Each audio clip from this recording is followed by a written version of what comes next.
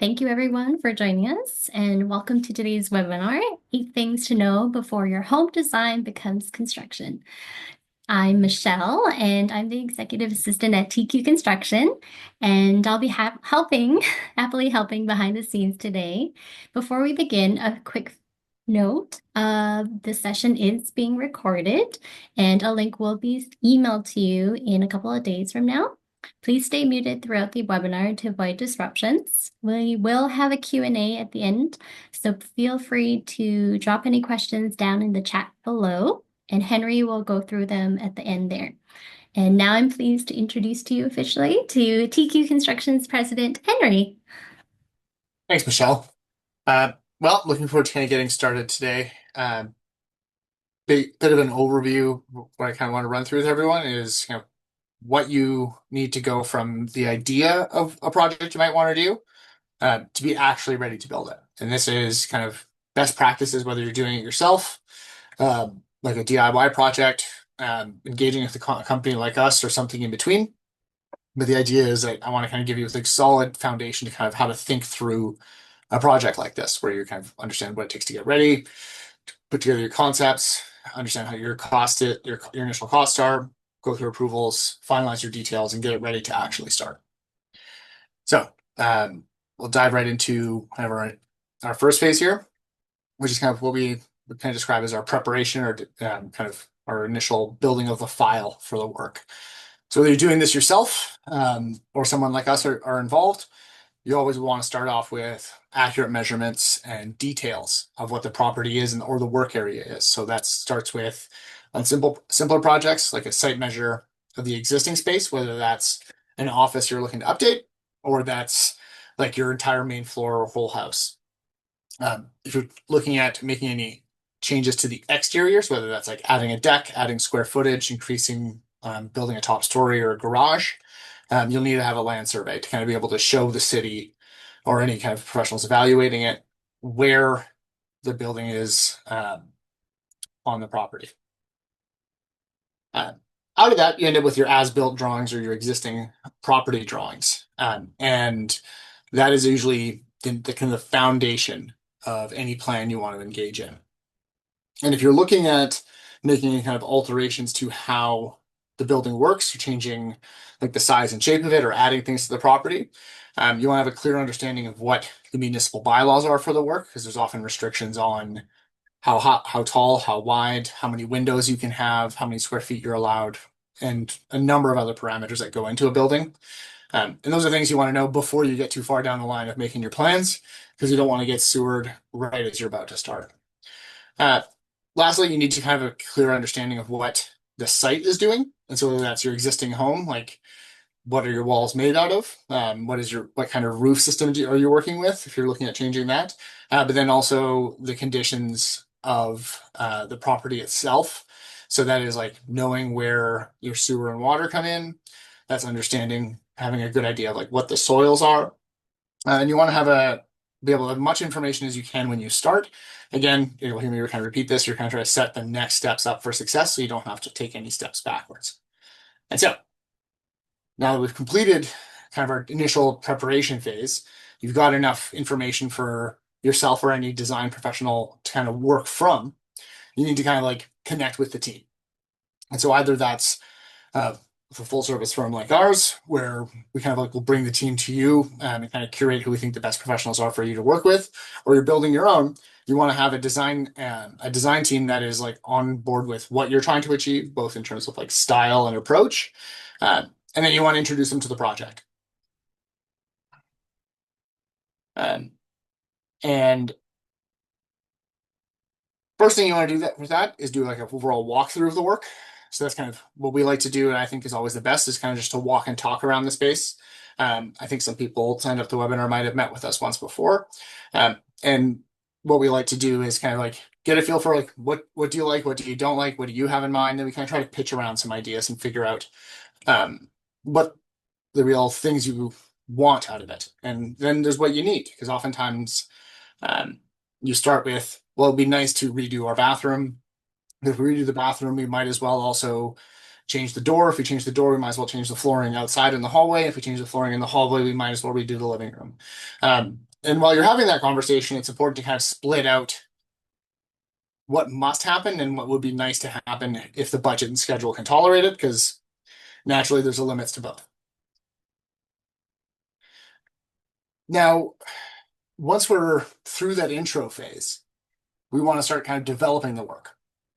And so usually we'll go, what I think is best is to kind of do multiple iterations. And if you kind of look in the background of the slide, you can kind of see an existing main level on the left, and then three different floor plan layouts. Because this is like from a project we did years ago, but the idea is to kind of, it shows different configurations of the space, different ways of approaching the interior and the exterior of the building. And this is kind of demonstrated through both floor plans, like you see here, or through elevations, which are kind of like in like a picture view, if you're like standing and looking at it, where like your floor plans are like you're like the bird's eye looking down. Part of the one of the reasons why you want to just want to explore multiple concepts is because it's important to kind of open your mind up to the different solutions to the problems that you feel you have in your house. Most of us spend a long time living in the home and get used to how we use it, and then can only kind of think of solutions in the way that we currently are using the house, we're currently experiencing it. And when you're able to work with some good design professionals, what you can come out with is, like, you can kind of, if you kind of look on the background here, is we have some different options that you might not normally consider. So for example, just to quickly put us on the left, we have a kitchen here on the left side of the building, and we have three different options on the right. One is the kitchen pushing to the back, and then we have one on the side, and then another one pushing to the back within some different configurations at the front of the property. And the idea here is that we kind of take what we like out of all of these and then meld them together, give some feedback. And out of this is you kind of start refining the scope. And so what we like to do is also match different scope options with budgets, and that way kind of you're always in the driver's seat. I think that gives everyone a good sense of control and making sure you're not like designing blind and kind of just picking things we like.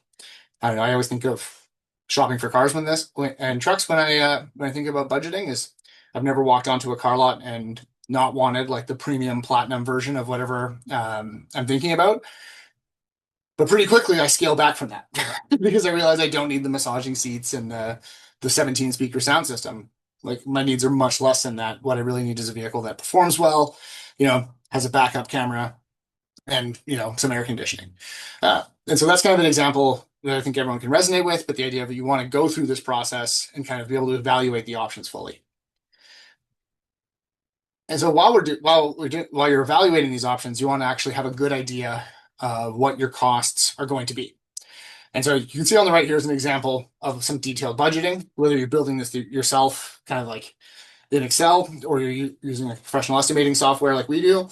Essentially, you want to be able to quantify the work you're planning on doing, whether that's the number of bits and bobs, whether that's lights and handles, or this like your square footages of work area, like for your interior paint and tile, for example. What you want to have before you get too far is like a really in-depth estimate of your costs, so you know what you're getting into and what's really driving your pricing one direction or another. Because you want to make sure. So renovations or major projects like a custom home are usually one of the largest investments you'll make, and it's always going to be a large dollar value one way or the other, like relatively speaking. And you want to make sure that those dollars are being spent correctly. Like, if you're going to spend a lot of money, in my opinion, you should spend it on things you like, things that will, bring you joy and improve your quality of life. And so it's important to understand the cost of like specific features in the work, as well as like the broad things that drive your cost, whether that's your appliances, your flooring, your roof, your furnace, your HVAC, you name it. Also, part of understanding a project, especially larger permitted ones, is you want to know what the the costs imposed by our regulators are. So that could be BC Hydro, for example, where your service connection isn't adequate anymore. Maybe you're going through some trees and the wire's too long, and so now they want to see something changed. Maybe bring the power below ground. Cities will charge their own sets of fees for both permits. When you add square footage, whether it's by doing an addition or building a new home, there's development charges, as well as some utility upgrades like sewer connections, water connections, and things like that. And so if you're when you get into something like this, you don't want to be kind of hit with sticker shock right as you're kind of breaking ground, so to speak. So it's best to kind of have a good idea of what those are ahead of time.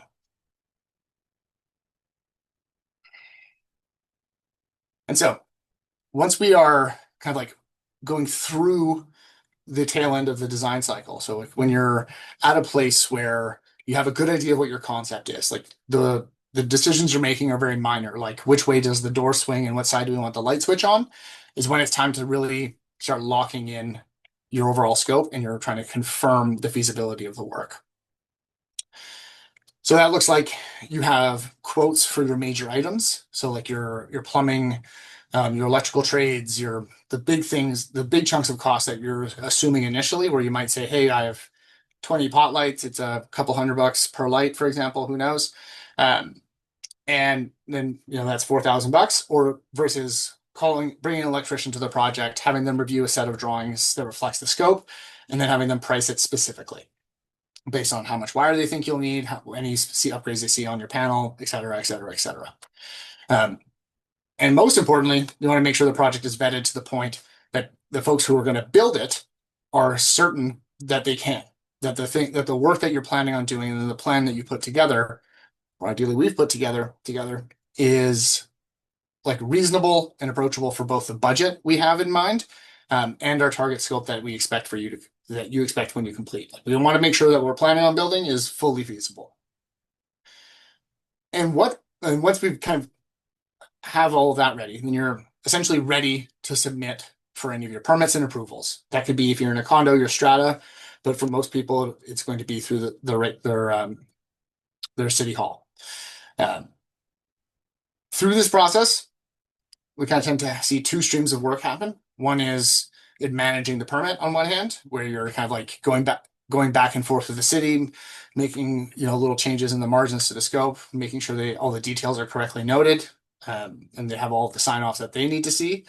But then at the same time, you're ready to kind of start doing the fun part of design, which is picking all of your selections, your finishes, the colors and texture, so to speak.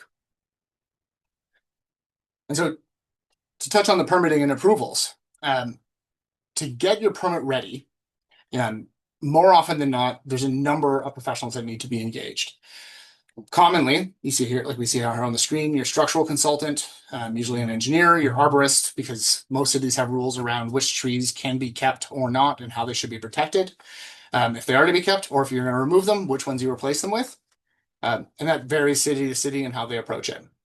Most major projects require an energy advisor to kind of quantify the performance of the house, like how much energy it uses, and how much energy it used to use. If in a renovation, you'll kind of balance the two. And for worker safety and for your own safety, you want to make sure you have a hazardous materials index completed. So that's usually getting a professional to come by and do some sampling of all the different surfaces in a building.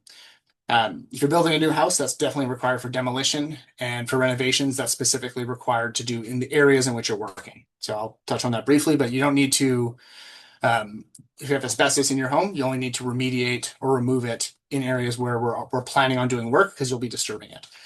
If it's in your living room and we're not working in your living room, you can leave it right there and you're not required to update it. We will, and also any solid firm will be able to kind of help you manage all the different forms the city requires you to fill out. We often manage that by basically asking you to sign off on an authorization that allows us to basically represent you and act on your behalf. Once we have all that together, submit it for development and building permits. Sometimes that's one process, sometimes that's split into two, depending on what you're doing. Basically, to quickly summarize, development covers what you're adding to the property. So that's how they think of development. Like if you're adding new square footage, building a new house, that's a development approval, and building covers what you're building. So like, are you following the right building code rules? Most projects are a combined permit where you're approving both. Through that process, we get a bunch of feedback from the city. Usually, like I mentioned earlier, it's in the margins and you're kind of touching on small details. But then every once in a while, there's a bylaw change midstream and we have to kind of revise our work on an ongoing basis. Before you receive your permit, there's a number of deposits and fees you have to submit. Fees are just that. It's the city's price for you to do the work. And then there are a number of deposits, whether that's landscaping or streets deposits, which are common, where basically it's in the event that someone reports damage to city property, that then you would forfeit those deposits. But usually everyone gets that money back because a good contractor doesn't wreck the sidewalks and the boulevards, so to speak. So once that's all sorted, you have a permit uh, and you are nearly ready to start. Um, and at the same time, like I mentioned earlier, these two streams kind of happen in parallel. You're also completing the material selections for the project. So this is what most people feel like is the design. So like kind of looking at the kind of the background of the slide, you can see some different renderings of a kitchen space, showing different cabinet configurations. That's one example of some of the work we do during the material selections phase. And the idea is that you're kind of like looking at all the different colors and textures, making sure everything fits well, and making sure it works within your budget.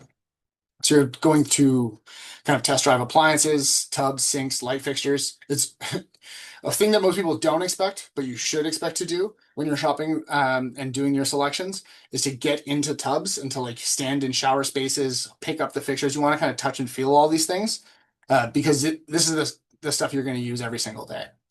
Um, it's important to consider like like I just touched on, the kind of the quality of life side, both from like, do you like to use it?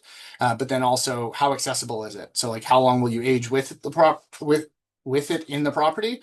And how would you like to customize it? There's a million different like colors and textures available, different features for every kind of product. That could be the sheen to the level of finish of your paint to the texture of your door handles. Through this process, you should expect a designer to kind of present like mood boards or material boards that kind of show multiple textures and colors kind of layered together to make sure that you have a cohesive color palette across the home and making sure it all kind of like fits within the project. Um, and also, you should expect to see some 2D and 3D renders of the work to kind of get a look of the idea of what the finished project will be. Now, probably one of the most critical points of anything is the actual handoff to the construction team. So all the work for a successful project has kind of happened up until this point, and now it's about making sure that transitions to the construction team and that they can execute. So the key points are is that whoever's building the work needs to be able to kind of like go through all the project documentation and confirm that it's all there, that everything kind of matches with the feedback they've given previously and with their expectations. You as a client, the homeowner, need to make sure that that is exactly what you want because the people who are going to build it are going to follow those instructions. A lot of what we're doing through these initial phases is basically building the instruction manual for the house that you want. And so we all kind of want to make sure that that is kind of like locked in and you're confident. Um, it's always really good to walk the project and the property with the construction team to point out any specific things that matter. There are often considerations around access, material storage, which bathrooms to use. Are there any like special trees or sentimental things on the property or in the home? Because we don't want to make any assumptions, but every construction company or every contractor has a story of taking out the wrong door in a house because they thought it was ugly, but it turns out it was well loved, or taking out damaging one of the front hedges when it looked like a small bush, but it turns out it was something that the kids planted together. And we can't know that unless we're told. So it's important that we all kind of walk through and set any of those expectations. And then when all that's said and done, we've signed off all of it, reviewed everything. If we do it right, this step feels redundant and silly, but it's super important to have because you want to make sure that everyone's on the same page. And once all that's in place, then you're ready to start construction, kind of hit the ground running, and we just watch all the magic happen. And so that is my kind of review of what we see as a kind of a good, strong process that takes you from the initial, hey, I'm thinking about doing a project, all the way through to seeing it actually built, being constructed in front of you. I hope I kind of covered that well for all of you, and this was kind of some good value for you. But if you have any kind of questions or anything you'd like me to clarify, I'd love to make the time. And also, our upcoming webinar is on October 28th at 6:30. You'll see I'm sure you'll see a message from Michelle about that. And if you'd like to have a consult to discuss the project, you can scan this QR code, and I'd be happy to kind of discuss some work with you. Thank you so much, Henry. So the time is now for some questions and answers. Feel free to, add your question to the chat below, or you can raise your hand and we can just ask away. Here's your chance.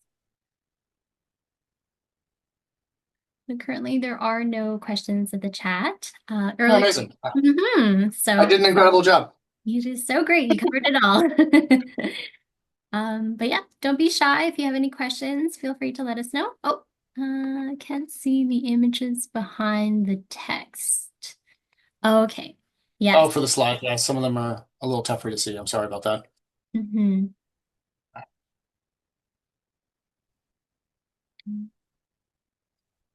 Mm-hmm. Is there one that you wanted me to skip towards and maybe we can make sure that gets sent to you?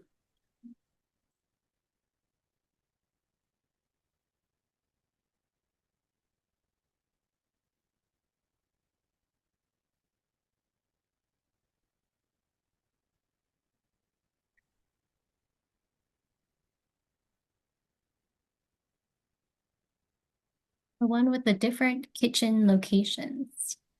So that would be I think like the third, this one here. yes, the initial concepts one. Mhm. Okay, we can share those with you.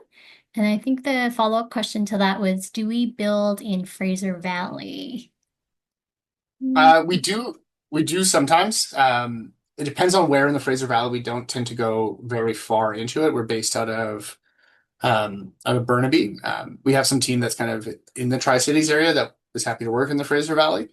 So I guess the short answer is yes, and the longer answer is if it depends, as long as it's reasonably accessible to us.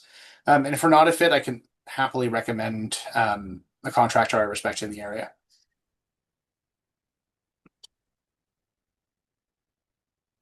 Any other questions? This is a great opportunity. We have Henry here.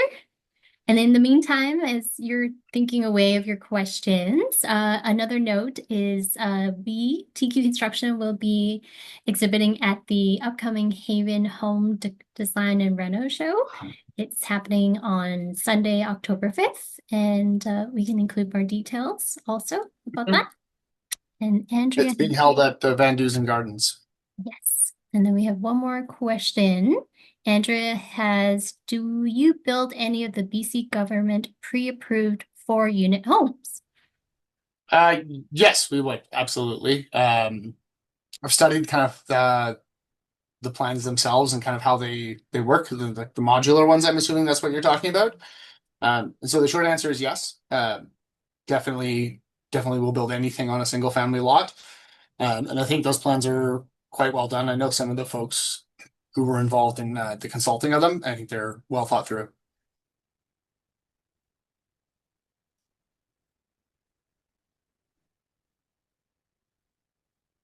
Any more questions? Anyone else? If not, we are going to wrap up very shortly, and so everyone can enjoy the rest of their evenings. Great. Oh, one more question. One more, perfect. Great. What type of cost savings can be expected using the plans? Great question. So where you'll save costs in those plans are largely upfront in like the pre-construction, because you don't have to do very much additional design, architecture, or like engineering work because a lot of those are largely pre-designed and pre-engineered. So there's a good amount of savings in the figuring it out stage. So what we kind of reviewed today, a lot of that could get shortened on the front end to get you ready for permit application. There's still some like site specific work. You have to make sure it fits within your property, and that it all like will work well for you, because those plans are essentially a series of pieces you can assemble together. You do need to like do some creative work to make sure that it looks the way you want it to look and is laid out the way you want it to be laid out. But you can definitely do that more quickly with the standardized home plans. Naturally, you'll still need to do some of the picking of your colors and textures and personalizing it to you, but you're correct in that there are a good amount of savings up front.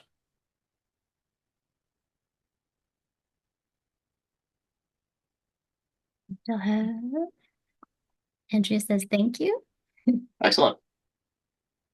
Yeah. If you'd like to talk further, Andrea, I'd love to continue the conversation. And anyone else who's on the call, I'd be happy to discuss a project or just answer questions in general. I like helping people. Indeed. Yeah. But yeah, if Okay. there's any questions that come about between now and a couple of days from now, feel free to shoot us an email and we can follow up and give you a call or follow up on an email. Yep. Happy to help. Thank you very, yeah. Thank you very much, everybody. Thank you, everyone. See you next time.